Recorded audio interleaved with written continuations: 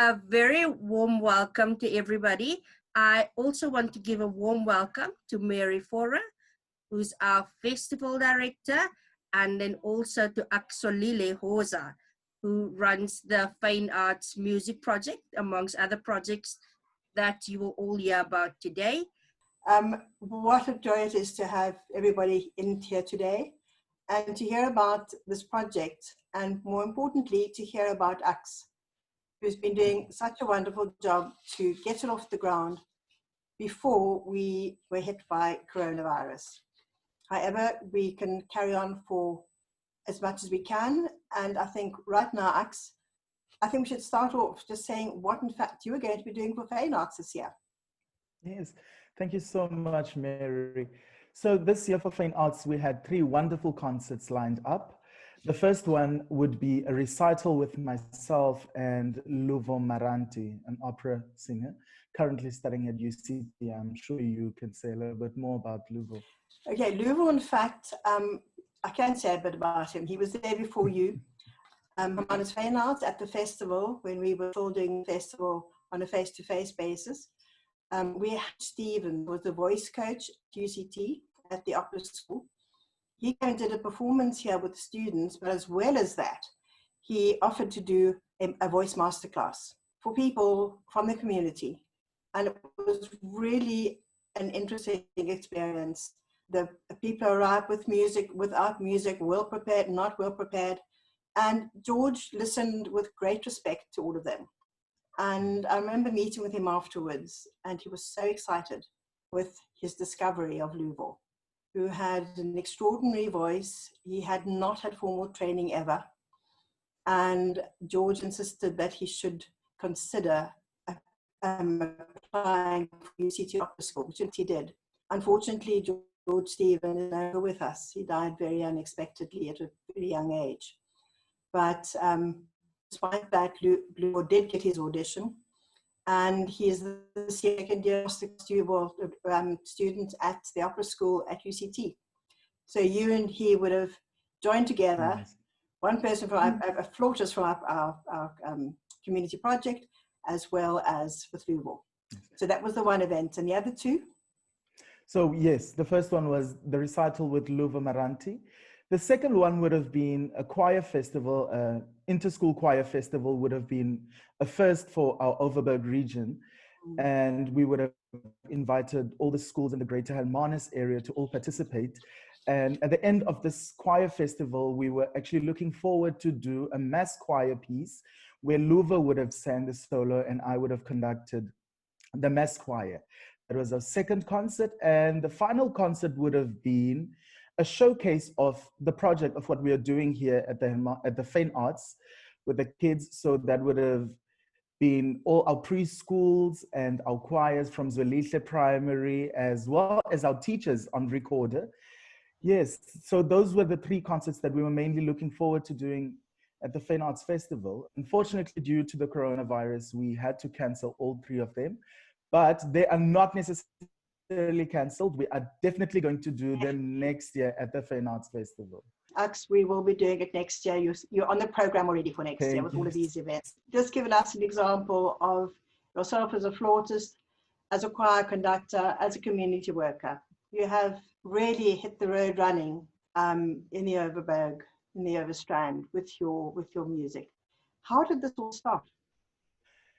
One of my friends playing recorder, and they played the national anthem in a class next to mine. And I thought, wow, that sounded wonderful. And I also wanted to learn how to play the national anthem on the recorder. I believe that was the only thing I wanted to play. So end of that year, December, I remember I asked my parents for 10 Rand and I went to a local store, Wonderland, and I bought myself a plastic recorder, and that's how I started. And I taught myself how to play that anthem. And the following year in grade 7, Stephanie van Dijk, who was then the local music teacher in Caledon, was already running one of the first Handvat music project. Handvat basically means taking hands. So this project was between 2 schools, one a more disadvantaged school and the other one. And Stephanie was working with our school as well. And then she started giving us recorder lessons, and that's how I started. And she taught us how to read music and how to play. And we played with the choir and we sang in different towns around the Overberg. And I remember we even sang with the Hermanus strings at the time, which was absolutely amazing, because then I saw violins in real life in front of me, and it was just amazing, because I always wanted to play violin and not flute, really. I never even knew what a flute was. So I remember the following year, myself and Aidan Boyson, who was a friend and colleague of mine, we always went back to the primary school to help out with the choir. And so Stephanie van Dijk was still involved. And so she realized and she saw that we had this talent and we were really interested in music. And she suggested we start with the Stellenbosch Music Certificate Program, and that's how we started. And even then, when she asked us what we wanted to play, and we both said violin. Unfortunately, the violin teacher at the time was then only at Overberg Primary School in the morning. She was driving in.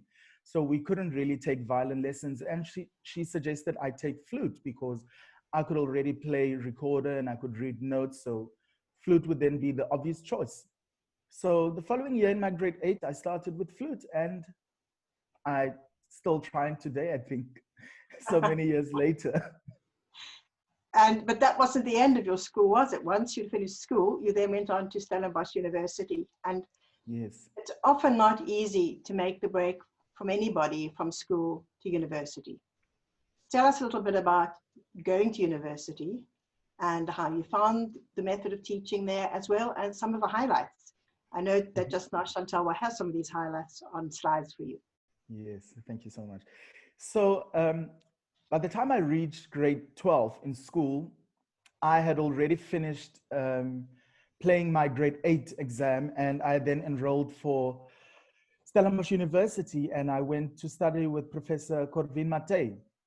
And I fortunately had met him a couple of months, I think, just before I went to Stellenbosch. And I just knew exactly that this had to be the person I was going to study with. And it was just amazing. It was amazing studying with Corvin because I could speak to him on a personal level, and he always knew how to push me as a musician, as a flautist, and it was just amazing.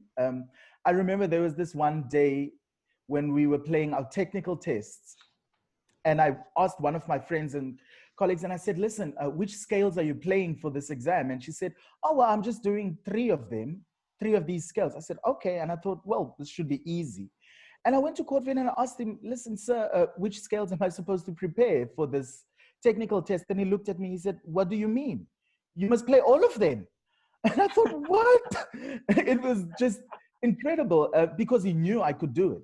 So he had to push me and not just let me relax and do whatever I wanted. So I remember that was definitely one of the great times I had with Corvin. Yes. Yeah, no, university is not for relaxing us. No, definitely not for relaxing. I learned that. Definitely one of the best concerts we had, I think, during our time. This was with Amanda Fawcett, the wife of Pinkas Zuckerman, when they came to South Africa and performed with our Stellenbosch University Orchestra. And that's right, me, they circled there with the black. Yeah, it was absolutely amazing. I mean, Pinkas Zuckerman is this violin legend, well known. And that was his wife performing a concerto written by her father. And I think he was actually conducting the orchestra at the time. Chantal, the next one, thanks, Ax. Yes. So this was in Cincinnati in the USA, 2012, at the World Choir Games. It was my first time flying, and it was quite a long flight. It was my first time going overseas. It was absolutely amazing. I remember we went there, and you see so many different choirs, different levels, different standards. And we did absolutely fantastic. I mean, this was us singing, I think this was our mixed choirs category, which we also won. And at the end of that festival, that World Choir Games, we actually got 96%, which was the highest score in the history of the World Choir Games. And the feeling that you get is, you just can't describe it, really. Next pick, when you can see that feeling, Chantal. Yeah, this is definitely the feeling that you can't get. And I really like the photo at the back on the screen with André van der Merwe and the flag. there on his face. I mean, working with Andre van der Merwe was one of the best things I could do.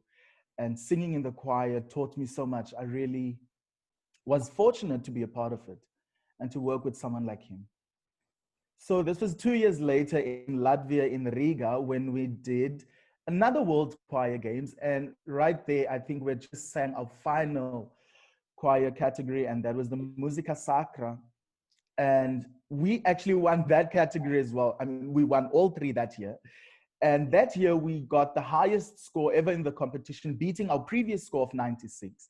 And that year, so we got 99%. And that was just coming from 96, knowing the feeling that you actually would never reach something like that ever again. And then getting to 99% is just amazing.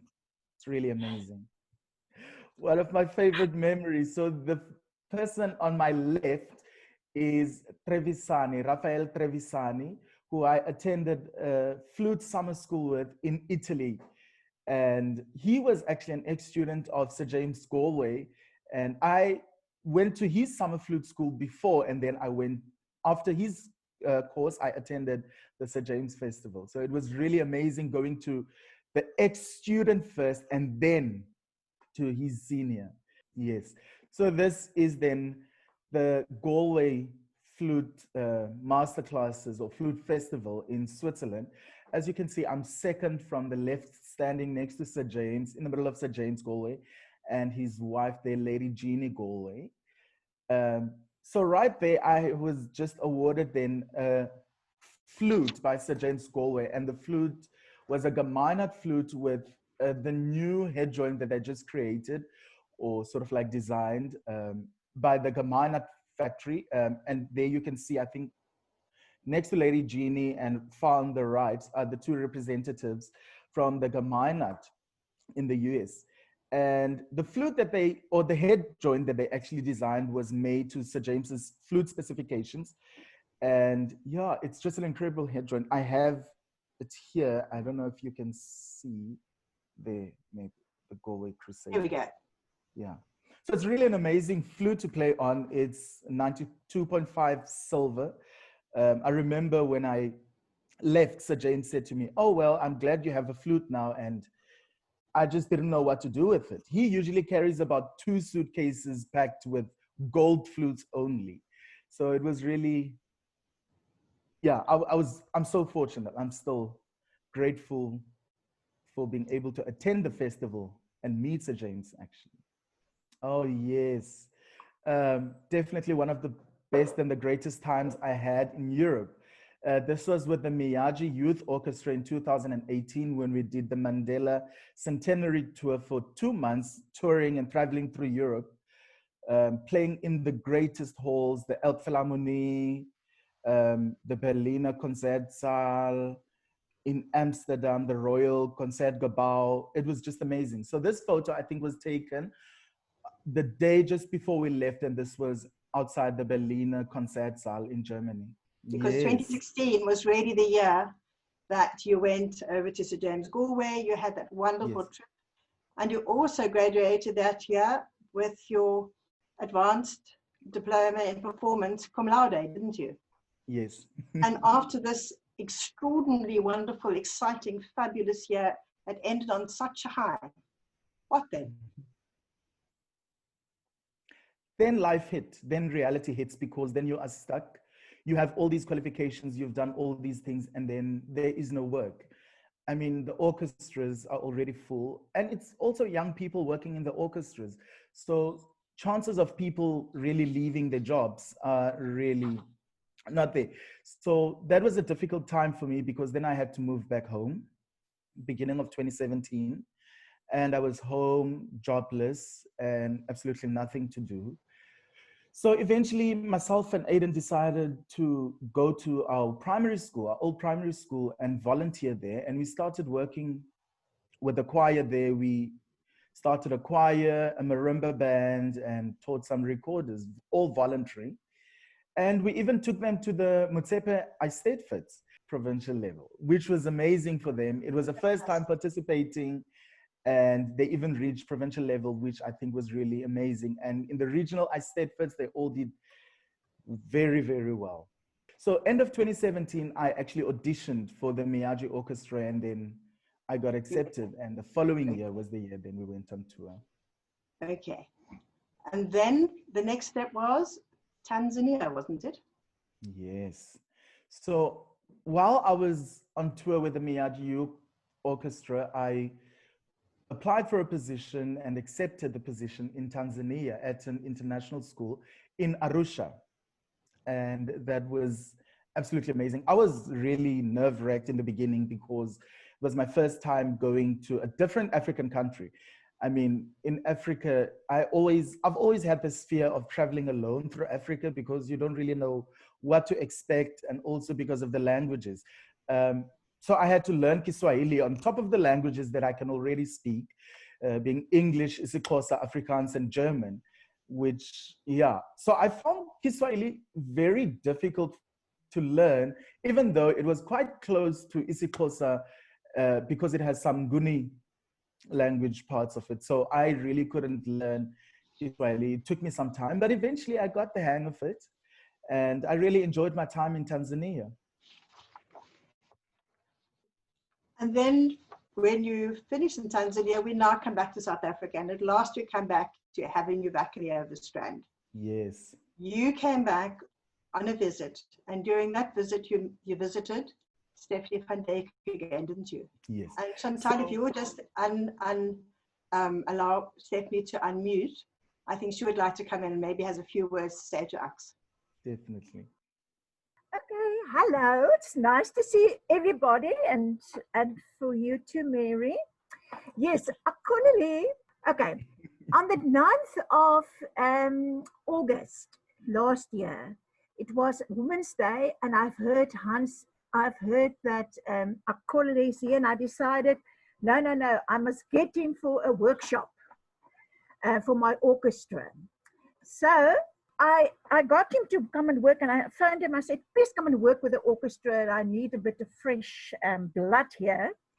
And then he came that day, and he was terrific.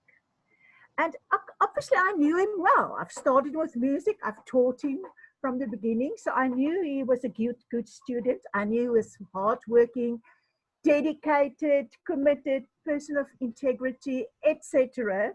Got a wonderful personality. But I was astounded by the progress that he made since he left for university for 7-8 years. And he was brilliant in front of orchestra. He had them in the hand, he had discipline, and it was absolutely amazing. So I came back that afternoon and I told my husband, listen, I don't know how I'm going to do it, but I'm not letting go. Akhulile going back to Tanzania. I need him here. First of all, he's a man. We need a man as a role model for our young men. Secondly, he's brilliantly qualified. He's excellent with his work. He can speak Afrikaans, isiXhosa, English, all that we need in the community. Etc. He's the right color. Excuse me, Akhulile, but that's true. And they get a bit mad with them whitey. But anyway, so it was such an amazing opportunity that I just thought, no. So I phoned him. I said, Akhulile, if I can get enough work for you, will you stay here? And he said, yes. So next time I was phoning Magritte and I said, listen, Magritte, you need somebody for Bot River, for Lucky Point. I've got a brilliant guy for you. So would you like him? Yes, they would like him 2 days. Then I've heard that you are looking for somebody for young children's music development program. And I said, I've got the brilliant guy for you. And that was the story. And you did. And You did. so I'm thrilled to have him. He's making a marvelous Yeah, he is. difference in our project. Thanks. Wonderful. You. Stephanie, thank you so much for coming in. Many thanks. I Okay. appreciate that. Well, there we go. So then we had a name, and the only reason we were then at a stage where we had been going with Fine Arts for a couple of years with the festival, and Caroline Finicak, who has been enormously supportive right from the beginning with the music program for Fine Arts. And we've been speaking about a project, what could we do? Music seemed to both of us to be something that could work. But Caroline had the background, and I'm going to ask Caroline to come in for a few minutes as well now. Hi, Caroline. Thank you for coming in. Hello, Caroline. Thank you for everything. And hi to Ax as well. Perhaps I should say that it had been a concern to me since we moved to this area of the Overberg that I could not find that anybody was doing really good preschool music work. And from my background, that is so important, that children start as early as possible with preschool music education.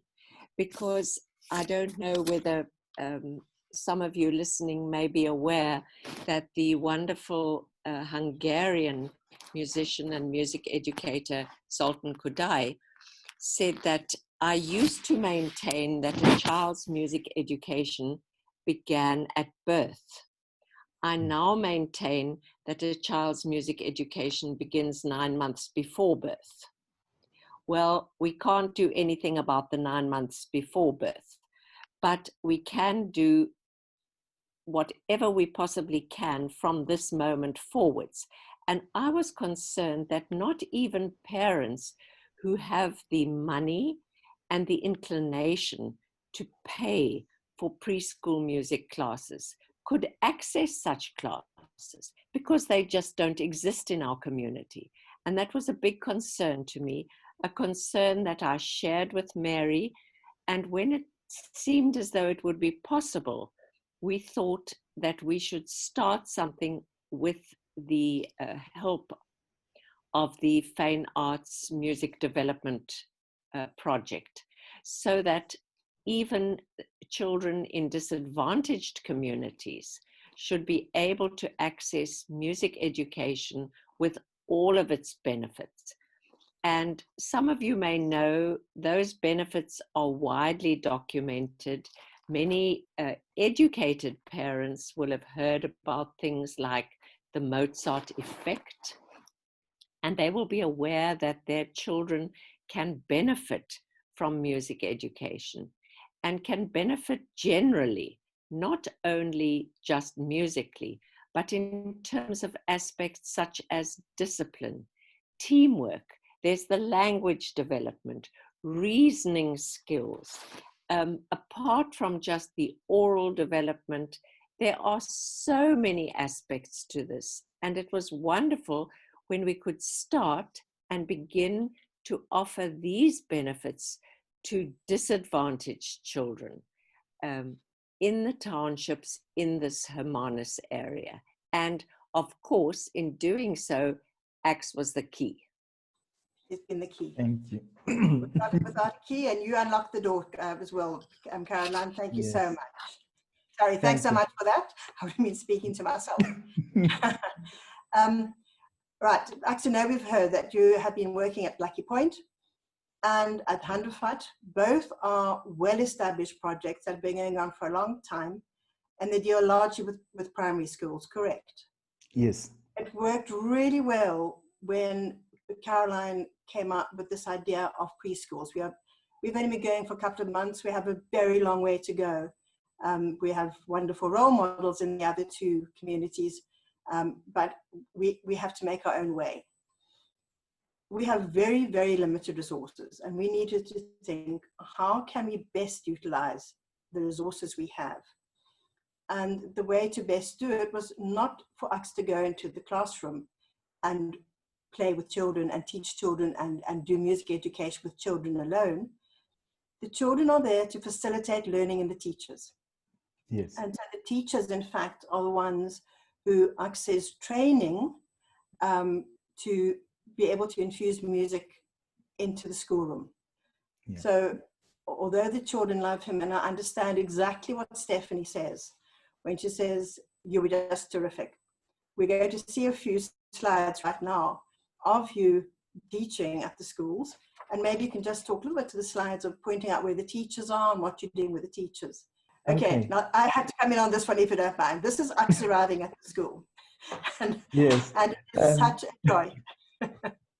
Yes, I know. It's really amazing. Usually when I arrive at the schools, all the kids come running to me.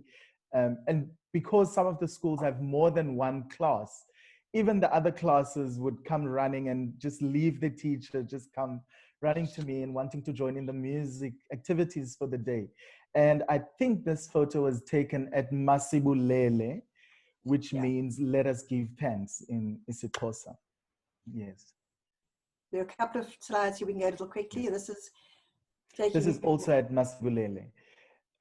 So as you can see on the left in the previous photo, there's this boy clapping hands right in the middle of the class. And it's also, as Caroline was mentioning, some of the benefits that music education actually has. And this is really what we're trying to do, is to empower these kids and give them some confidence and give them some, to show them how to be independent, how to do things on their own, improve their motor skills and these things. As you can see, some of them here are busy playing with wooden blocks and clapping them together. It's just really amazing. And I know, for instance, that specific boy in the beginning when we started, he was very quiet, always on his own, never really participated in all these activities. But then as time went on, the teacher actually noticed that when everything was done, he would start singing all these songs on his own, and he started joining in on the activities. And now he is really confident in standing in front of the class and leading everyone with just normal hand claps and singing in front of everyone. And that makes me happy. Yes. So as you can see, I'm right at the back there, and in the middle is the teacher, one of the teachers at Masibulele.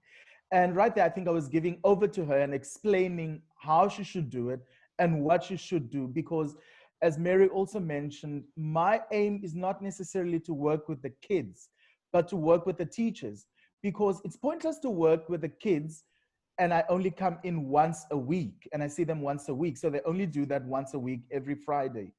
But if I can work with the teachers so that the teachers can do this on their own continuously, and that was one of our things with the music project, is that it should be, music education should be something that is continuous, and the teachers should learn how to incorporate it in their daily use and in their daily activities, and not just create a music period and say, okay, for 15 minutes of the day, we are going to do music activities. I really do not think that that is what music education should be in schools. And this is why I'm actually focusing on the teachers especially. Yes, this is a different one. This is Zwelihle Preschool, and Zwelihle means, well, Zwelihle has two meanings in isiXhosa. I put means a new world, Izwelihle, or Izwe Elihle, which means a beautiful place or beautiful world. And this is at their preschool with a teacher they're taking charge, and she is definitely one of those that are always confident and very eager to learn, even though she's much older than the other teachers. And what you will find at most of these preschools is that not all the teachers have the proper qualifications or the education that they ought to have, but they are very eager to learn, and that is why we are there. Yes. Now, this one may seem a bit funny because I'm telling the kids, it looks like I'm telling them to keep quiet. But actually, I'm not telling them to keep quiet. As you can see, one on the right here is clapping hands with the red. They are actually singing. One thing that I really like to focus on with kids when they sing is that, or I have noticed that in these preschools, a lot of the teachers make the kids sing, but they tend to sing so loud that they really don't have any control over the voices. Okay, and if we want to teach the kids how to really use their voices properly, then we need to teach them how to sing properly as well. So there, I was actually telling them to sing a bit softer so they can actually hear themselves. It's good vocally for vocal health and all those things. So it's really good. I really like focusing on these smaller things that people tend to overdo in these schools. Yeah. This is still Zwelihle Pre-Primary, and I think here we were singing and playing a game. As you can see, I was listening to them. I think I probably did something like clap, and I asked them a question because it's something that I usually do in the classes. I would clap something, I would sing something or hum, and then ask them, okay, who can tell me what is that? So we really quite interactive in our lesson. You can see the teacher there is also participating, which is the most important thing, obviously. Very much so. Right. We were then really fortunate in that Peter Golding has his project, a private project, where he finds pianos in homes which are not being used, or rather are maybe being used purely as a shelf to hold family photographs and never being played any longer. And people give him these pianos, he has them brought back into working order, and he donates them and has been donated them to schools, which is incredible. It's a most wonderful project. Neither of these schools, both the school, which is Zwelihle Primary School, as well as the Mount Pleasant Primary School, neither of them have pianos. And because we've had this piano, we've been able to extend. You explain how you've been able to extend your project. Yes, so we have these two pianos at these two different schools, and we have already started at Zwelihle Primary School, which is the one on the photo. So our main aim is, because we have these pianos at the school, now we have the pianos, but the teachers cannot use them, they cannot play them. So we try to provide the teachers with basic skills, and so that they can actually use the piano to their advantage. For instance, Zwelihle Primary School has about 3 choirs in the school. And I think the guy on the left, right there by the piano, pointing his finger out, is one of the choir conductors. But he also does not really have any music training or background. So he really does not know how to teach the choir or how to tell them, or how to teach them how to sing these things or how to read notes. So we started by teaching them basic skills on the piano, how to hold their hands and about the notes.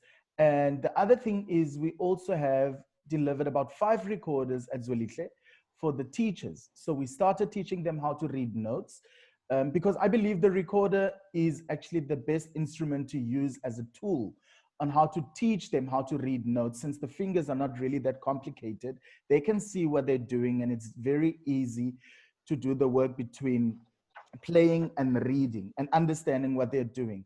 So that's what we have started with, and hopefully in the future, they will be able to assist themselves, especially when participating in competitions like the Motsepe Eisteddfod, so that there's no need for them to actually get people from outside to help them with their own choirs. So if they can read notes and they understand what they're doing, then it will be much easier for them. That is our dream and aim with these pianos. Wonderful, Axel. The next one, Chantal, they can just show the choir briefly. That is at the school. There we go. They're huge choirs. They're 3 really big choirs. Here, there's the second piano that Peter donated to the school. Here you can see Chantal at the handover with the headmaster.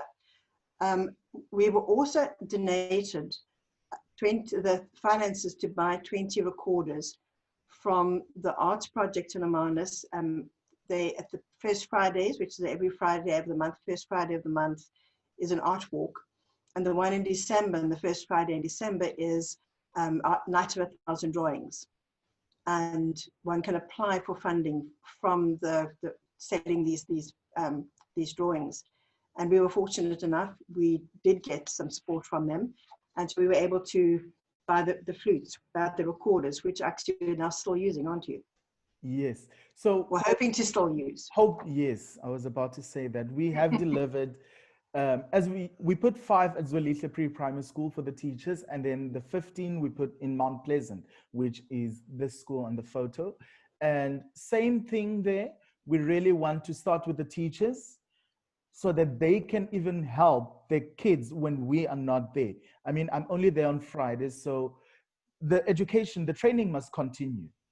This is the whole thing with the project, is that we want to empower the teachers and upskill them so that they can continue doing this, even though we are not there on a daily basis. And we're also hoping to start a choir there. Wonderful. Well, I look forward to that as soon as the children are back at school. Yes, this is back at Andervat. And this was the first workshop that I did with Stephanie last year before she actually asked me to stay. Yeah. And I'm deeply grateful to Stephanie and to Handefak because they have donated and lent us or rather lent us, a whole lot of instruments, which you are using at the schools now. So Stephanie, thank you very much for that. We just do not have resources, and to be able to borrow your equipment is fantastic. Thank you very much for that. Ax, you're now working in 3 areas. You are dealing with a whole lot of projects. You are doing choir, you are doing orchestras, you are teaching individual music, you are with children. But you're still doing even more. And what is the even more? Well, right now I am actually doing my licentiate, my diploma licentiate in piano teaching from the London College of Music, because I constantly need to keep up and also keep improving myself and bettering myself. So I am definitely looking forward to that. I've been working very hard, practicing very hard. Well done, keep going. Thank you very much. And then also for Fine Arts, we are looking to do a series of videos, of short videos for the kids. So to keep them busy at home, very simple, no equipment needed. We just use basic instruments, which we can find at home, like glasses, make our own shakers from our coffee cups or whatever, and bottles. Yes. Would you like to show us what you, okay, the idea of this also is while the children can't come to school, that we can send out from Fine Arts a series of these short videos for children that they can do at home. We are very aware of the fact that data is going to be a problem for these children at home. And I'm hoping that all the children are at school, that their families will be able to use these. And in fact, data is becoming a human right. So funding for 1,000 things as well as data is becoming really crucial in the COVID days. Ax, would you like to give us an example of the kind of song activity that you're going to do on these videos that we're hoping to start next week? No problem. I'll just do a small thing. So here I have my coffee, and I'm going to use this as a shaker, just as an example of what you can expect in the videos. Like, Molweni, Molweni, Ninjani na, Molweni, Molweni, Misapila. Yes. So, and on that note, I have a bottle here, and I have, I'm sure you can see that. Your glasses, yeah. And I'm going to sing a song, which hopefully you will recognize, and I like doing it in different languages. So this is my drum, and I have a fork here to use on my glasses, and these will be my bells. Mntakwetu, mntakwetu, ulelena, ulelena, bukubetinzimbi, bukubetinzimbi, kelekente, kelekente. Yes, so that's just something short, and maybe another one I can do. Okay, keep going. We'll be entertained, right? Some rhythm and note values. Mntakwetu, mntakwetu, ulelena, ulelena, vukubetinzimbi, vukubetinzimbi, gelekente. Yes, but you will find that in the videos, I'll definitely be explaining more why I'm clapping it a certain way and why I'm holding it a certain note value, or why it's certain note values. But you'll see. I can't wait to start. It's going to be wonderful to start. Ax, I look forward to it immensely. Thank you very much indeed for all you're doing and this long path you've taken. And the long one, I hope we will still walk together for a very long time. There is one question, and person would like to know, what are the ages of the children that you work with? Ax, maybe start with the little ones that you're doing with us, and then you can maybe mention also the ages of the older children you're doing at the other projects. So at the different preschools, well, for instance, in Zwelihle pre-primary school, that is a pre-primary school. So most of the kids there are between 5 and 7. And then at Masibulele, we have, I think, from 6 months, which we just have not started with the ones at 6 months. But I think about 2 years at Masibulele, they range from 2 to 5, as well as at Nomzamo, also about 2 to 5. And then at the other two projects, So you're at at the junior school. yes, at the Handefat project, we start usually around grade 1 to 3 with recorder. And then from grade 4, once they have done recorder for a while and they're fluent in reading notes, then we take them from grade 4 to a bigger instrument like the saxophone, the flute, or the violin up until grade 7. And we have only started now continuing to grade 8. So we have a bunch of grade 8s that are now continuing with us from the previous years. And in Bod River with the Lucky Point project, it is also ranging from grade 7 up.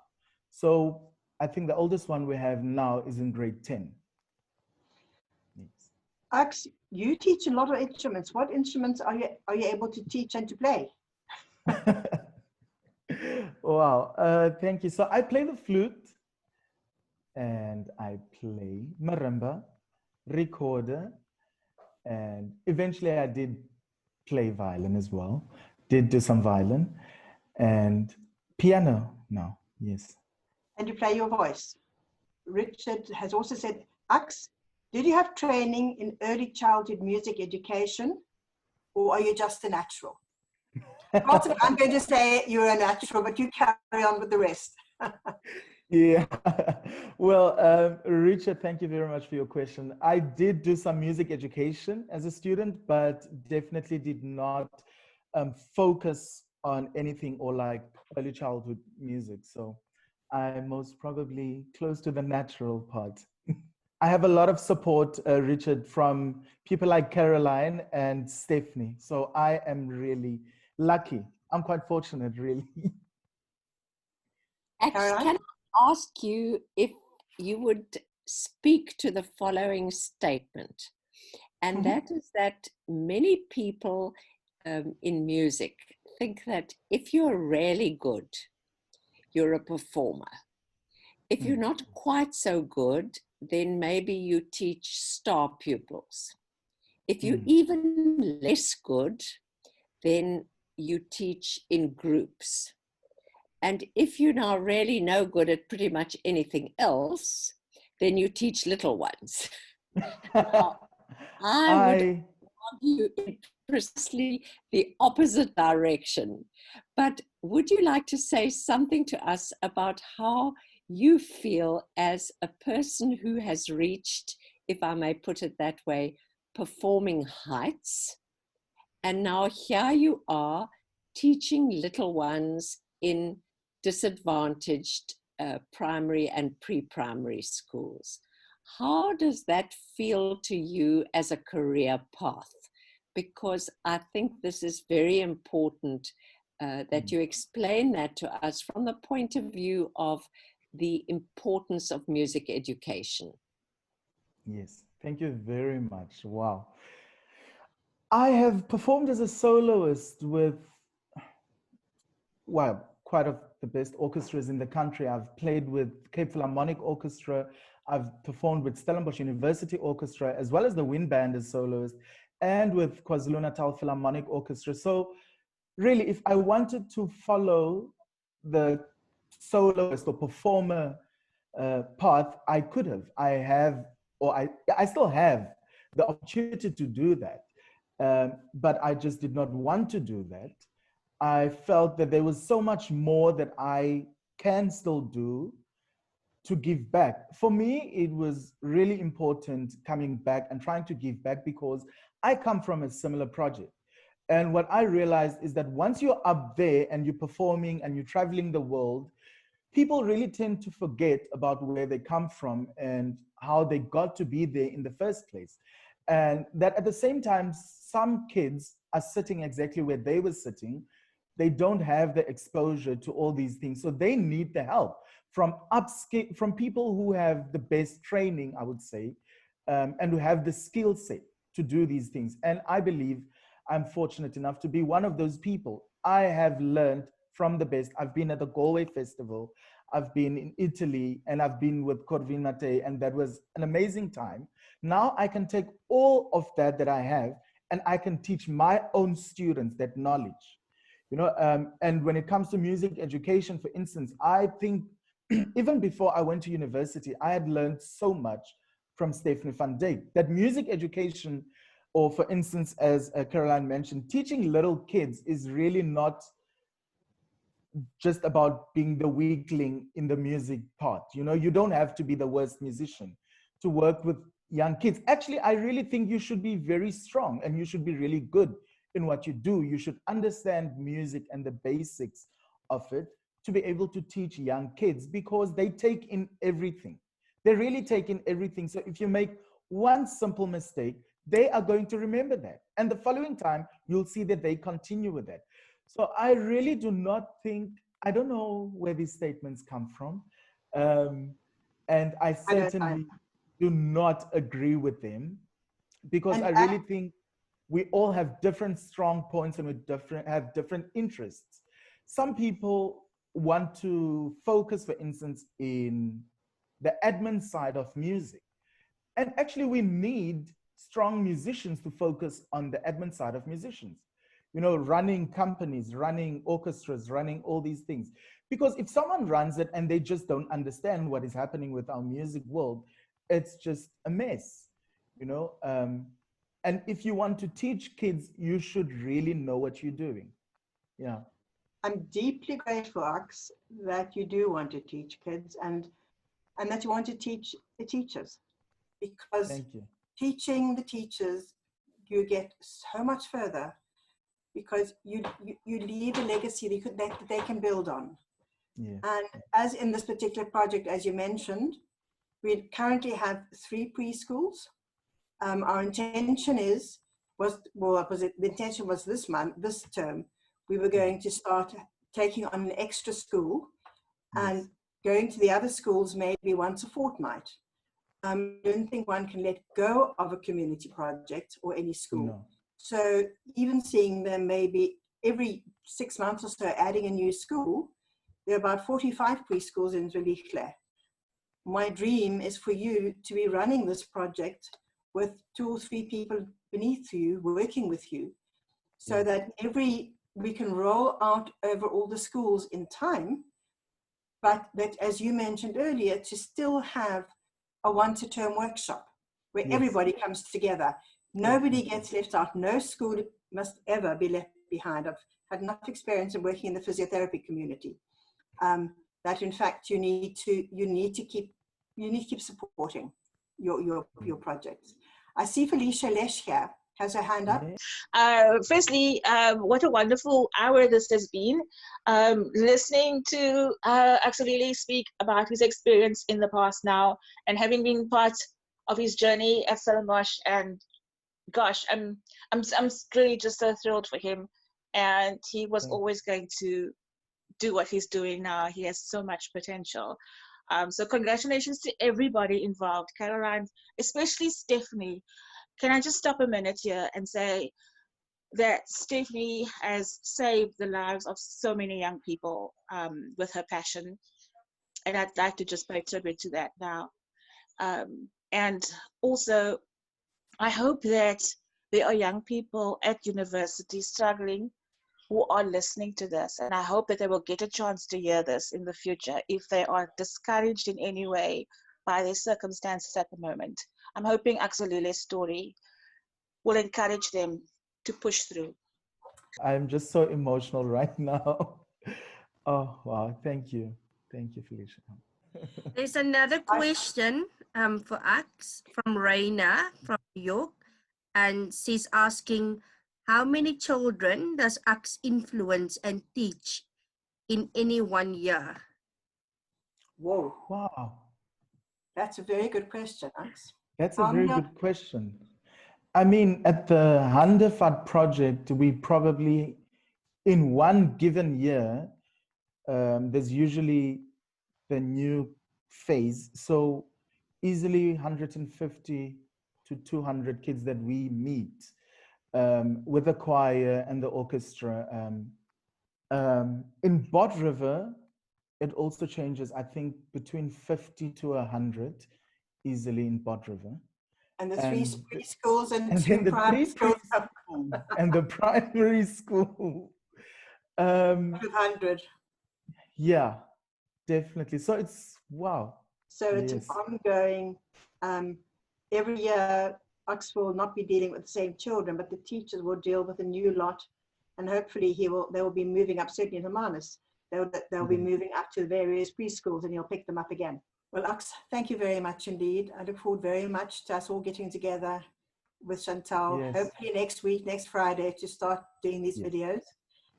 We'll see how many we can manage. We don't have great funding, as you know. What we can do, we will do, and we will carry on doing what we can do, even if we only use potlins. Definitely. We have a lot of instruments at home. Thank you very much indeed to everybody.